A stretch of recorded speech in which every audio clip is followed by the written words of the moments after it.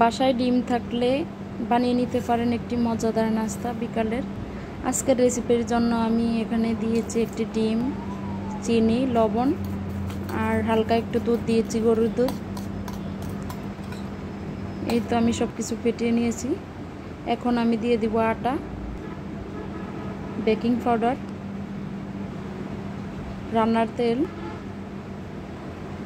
এখন আমি সব কিছু মিক্স করে নিব।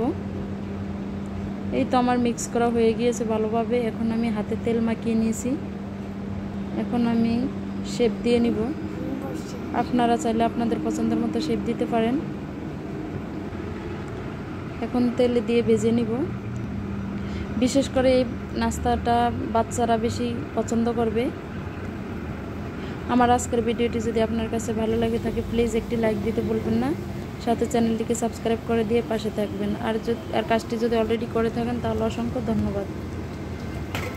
দেখেন কত সুন্দর ফুলকোভাবে ফুলছে। এই নাস্তাটা এত মজা হয়েছে আসলে বলে বোঝানো যাবে না। আপনারা অবশ্যই একবার ট্রাই করবেন, কিংবা হঠাৎ করে কোনো মেহমান চলে আসলে এই নাস্তাটা ঝটপটভাবে বানিয়ে দিতে পারবেন। এই তো ভাজা হয়ে গেছে, এখন তুলে নিব। খুব মজাদার একটি নাস্তা। আমার আজকের ভিডিও এই পর্যন্তই।